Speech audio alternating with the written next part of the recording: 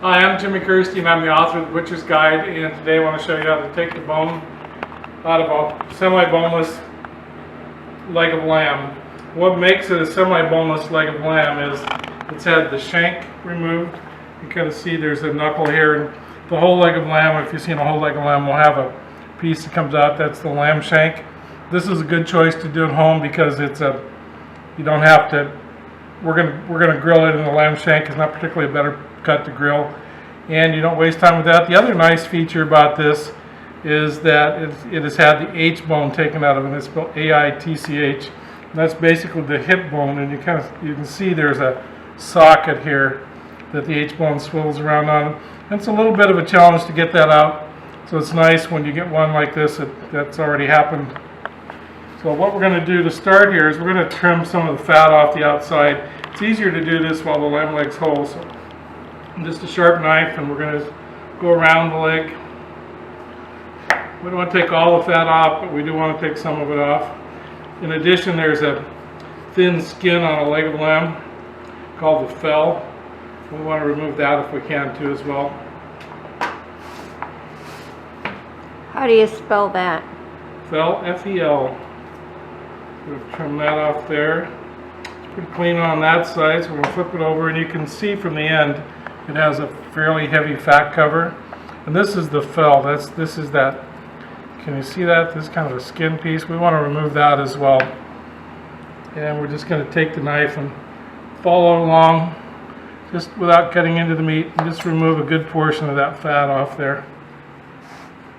We're going to cook this in directly on the grill, so it's not going to flare up, but still, the fat is what gives lamb that taste that some folks don't care for.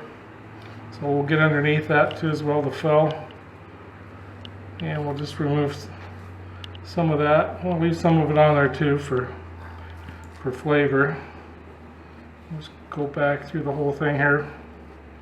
Let's get underneath and just let the knife do the work. Push gently and try not to cut into the meat. It's okay if you cut into the meat occasionally, but you really don't want to remove the meat, just a layer of the surface fat and then this heavy fel skin here.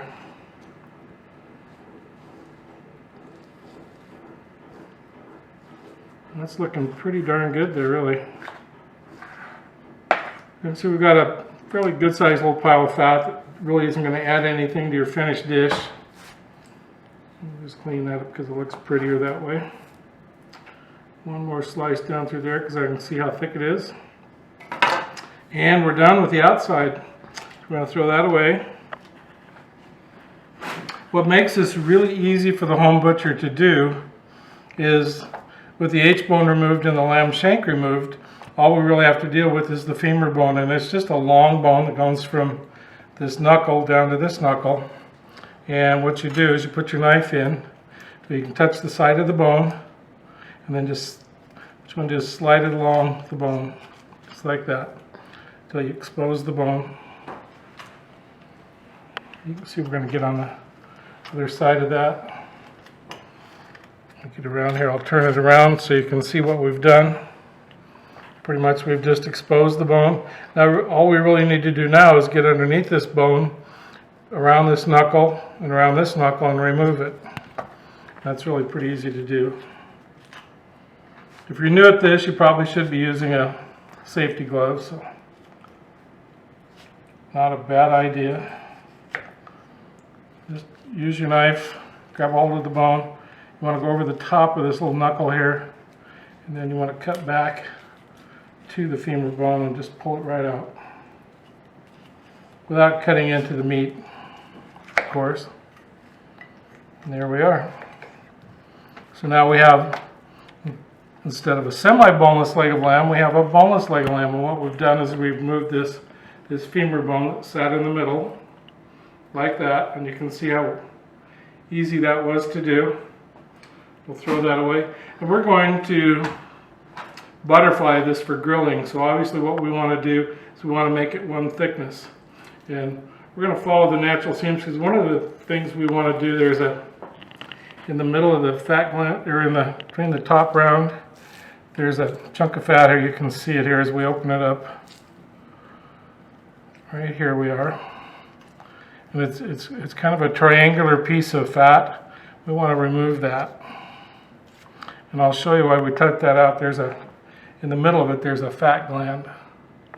So we want to take that out. And you could, if you wanted to now, you could, with the fat gland removed, you could roll this up, tie it and roast it and make a lovely boneless, easy to serve roast. But again, we're gonna butterfly this. And to butterfly it, what we want to do is we want to make it one thickness. We're going to trim a little of that off. That's not going to add anything to our dish. And you can see how thick it is in the middle here. So this thicker piece, butterflying is just a technique where you cut part way through and then open it up. And you can see by doing this we have a consistent thickness.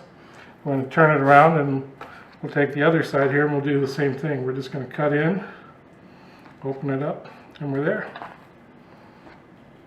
Kind of look at it when you're done here. If you see anything you really don't want to eat on your plate, trim it off. I think we're pretty good here. There's a little bit of gristle there. I'm going to go ahead and trim that off because I like to just, when it's done, slice it from one end to the other. Okay. So now what we're going to do is we're going to make a marinade to put the lamb in. I'm going to set this, I've got a dish here. We're going to set the dish here. We're going to set the lamb in it, and the first thing we're going to do before we start our marinades, we're going to season the lamb with salt and pepper. You can be pretty generous. We're going to give it a good crank of pepper all around. The other way you can do this, of course, you can grind your pepper and your salt and mix it into the marinade. I like to do this because I can more evenly see where I'm getting the salt and pepper. Flip that over and we'll do the other side here. You can see how nice and evenly that lamb is for thickness. When we grill this, we're going to grill it fat side up so that the fat bastes the meat, and we're going to do this indirectly on the grill. Kosher salt? Kosher salt, fresh cracked pepper, and by indirect, I mean without any coals or any heat underneath. So if it's a gas grill, turn the heat off underneath. If it's a charcoal grill, then arrange your coals so that you have an indirect cooking section. It is a real easy marinade. I've cut some stuff ready to go. What we have is probably good 2 tablespoons of minced garlic, another tablespoon and a half of minced fresh oregano, another similar amount of minced fresh thyme, and then lamb's favorite buddy, some minced fresh rosemary. And to that, we're going to add a couple tablespoons, maybe 3 tablespoons of red wine vinegar. Give it a little shot there, can't hurt it. And probably 1/3 to 1/2 cup of olive oil. What we want to do is make a nice paste out of this. It's easy to spread on both sides of the lamb. Just going to take a spatula here and stir this around. Pretty easy to do. Now all we really need to do is we're going to smear this on both sides. So we're going to dump some out here. And I think the easiest thing to do is to just get in there with your hands and push it around. Doesn't that look pretty? How long is it going to take to cook this lamb? How long is it going to take to cook this lamb? That's a good question. I'm guessing an hour or so on the grill. You want to cook it to 140 degrees for a medium doneness. And we're going to marinate this overnight. We're actually doing this the Saturday before Easter. This is our Easter dinner tomorrow. So there we go with a little bit more of this. And again, just mix this goodness all over it. Then what we're going to do is we're going to cover this with plastic wrap, and then we're going to put it in the fridge and just forget about it till tomorrow. Then we'll let it sit out at room temperature for an hour or so. Let it warm up before we put it on the grill. And we'll be ready to go. Thank you for watching. Give this a try. It's pretty easy, really.